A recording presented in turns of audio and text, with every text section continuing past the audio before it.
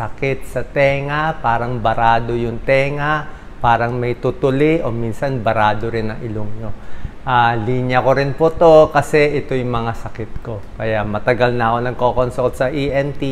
Iniisip ko paano maganda ituro sa inyo kung laging barado ang tenga at barado ang ilong. Tingnan natin yung possibility.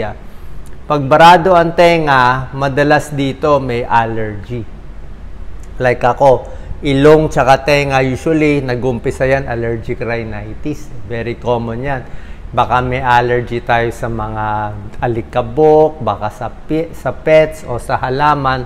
Dahil doon, sumasakit ang tenga natin. Parang napupuno, may congestion. Minsan, nag-i-infection pa yung tenga. Minsan, parang nabibingi at may lumalabas pa na discharge. Ang home remedy natin para sa allergic rhinitis, usually parang talagang pangmatagalan po itong sakit. Parang ako, ilang years na talaga to. So, pwedeng home remedy, lilinisin yung bahay, pero paano ka naman iiwas sa alikabok, sa pollution, di ba? Sa halaman, ang hirap din mag-iwas, pero laba pa rin ang laba. So, clean your homes. Pero tayo, inom na lang tayo ng antihistamine. Yung mga Claritin, Loratadine, yung bago, Bilastine. Nag-try ako ng Bilastine, siguro mga around 3 months, 4 months. Yun, medyo gumanda. Kaya hindi man pwede sobra tagal. Ngayon, gagawin natin, magpapa-allergy test din ako para malaman saan yung cause ng allergy. Kita niyo yung boses ko, parang medyo ngongo siya. Kasi nga, ano rin siya, barado. Tapos yung tenga nagbabara. Marami na ako tinatry ito. Tinatry ko rin itong nasal spray. Okay, wala po tayo na-advertise. Walang yan ang gamit ko. Dami ko binili nito.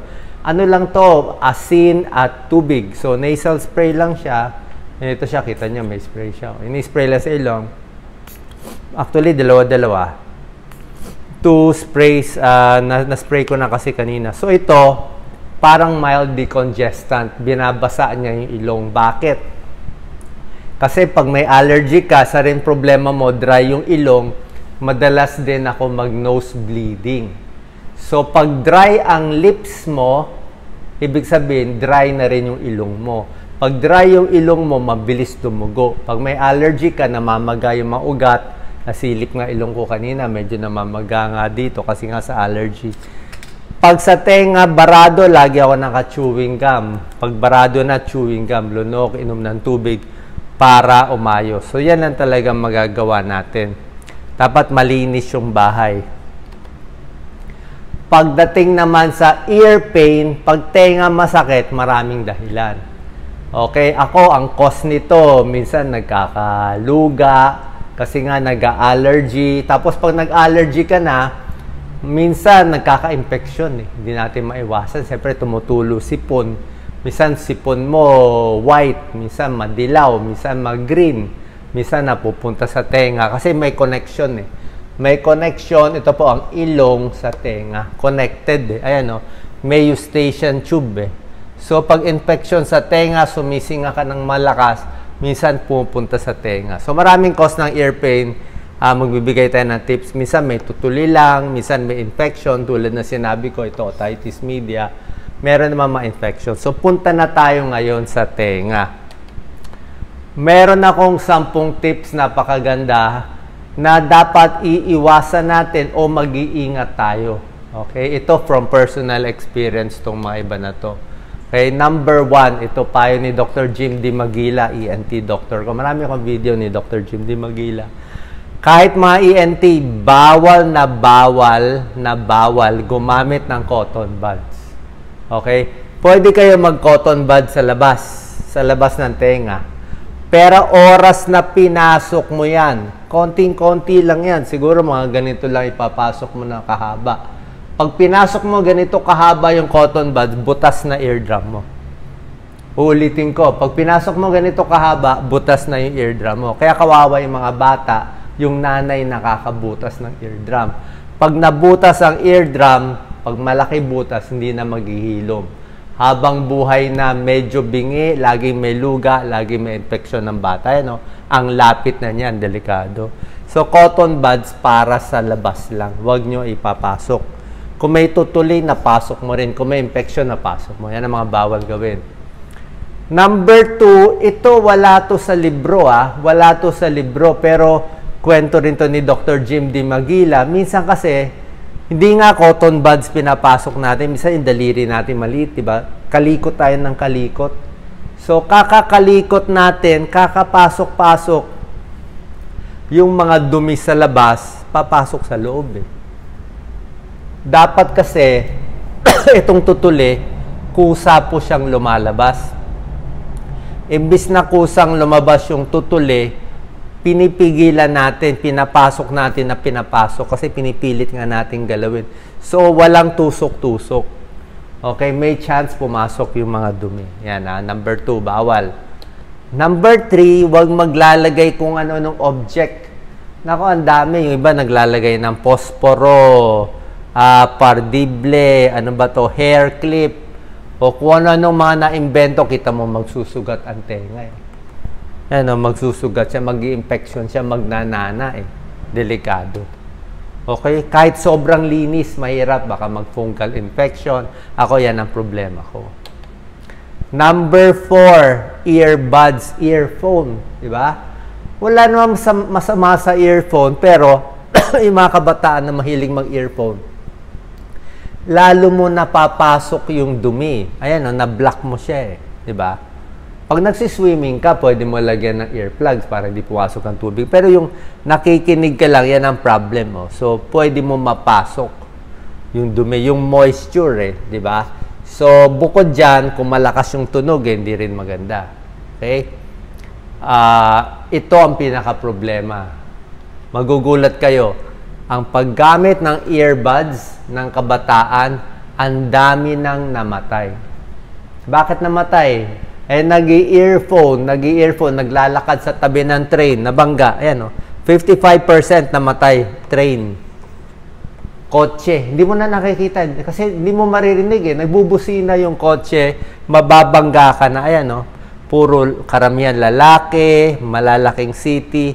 Dito sa Pilipinas, ito, nangyari to. Babae, 17 years old, sugat yung ulo, namatay. Tinamaan ng train. Busina ng busina yung train, hindi naririnig, naka-earphone. Diba? Kaya kung mag-earplugs kayo, isa lang. Isa lang, kausap mo, yung isa dapat expose. Delikado, importante ang tenga. Kahit nagda-drive, hindi mo marinig kotse, mababangga ka. Number 5, bawal gawin, sobrang ingay. Yung mga sobrang ingay, nabibingi na sila. Yung mga, siguro sa barilan, sa military, maraming nabibingi.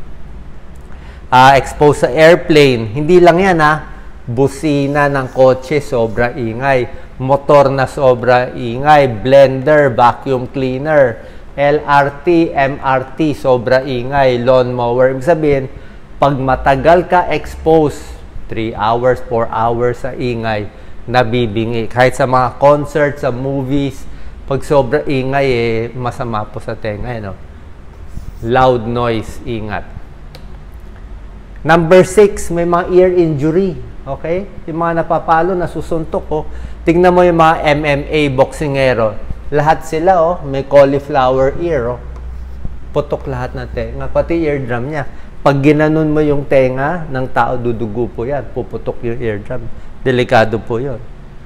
May ganyang mga technique Number 7, ingat din tayo sa swimming at diving. Okay? Swimming, may swimmer's ear. Anong swimming? Dapat dun lang tayo sa malinis. Diba? Kung magsuswimming ka sa Manila Bay, madumi. O yung madudumi, puro kanal. Papasok ang dumi, magkaka-swimmer's ear ka niyan. Ayan, magkaka-injury, delikado. Highly contaminated water sa Pilipinas. Tapos madalas ka pa nag-earphone, may infection pa, may mga sugat-sugat. Sa diving, delikado din. Marami sa diving, puputok ang tenga. So may special technique na meron silang sinusuot, meron silang technique para ma-equalize yung pressure. Pero ito, pag diver, unti-unti, ito, meron silang equipment. Tapos ginagawa nila, pinipinch yung nose, binoblow nila dahan-dahan. Pero dapat ito inaaral to. So, ingat sa diving and swimming. Kailangan meron kayong pag-iingat. Number 8, ito rin problema ko, airplane or sa mga papunta sa Baguio, pataas. O minsan yung elevator na mataas, siguro 25 floors, di ba? Parang sasakit yung tenga mo.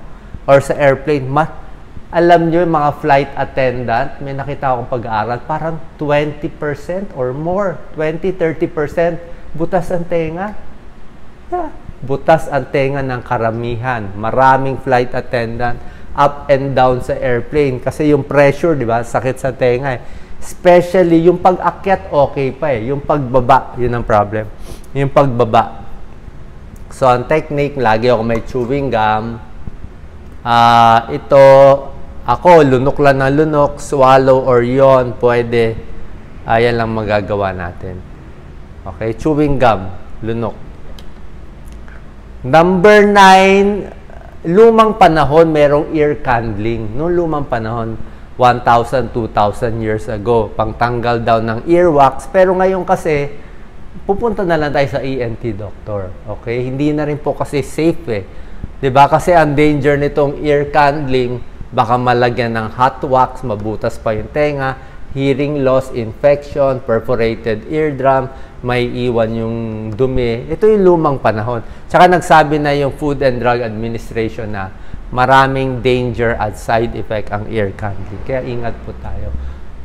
ENT na lang, huwag kalikutin, hayaang kusa, lumabas yung luga. Pag naligo, dito lang, ganyan-ganyan lang dito sa labas. Ha?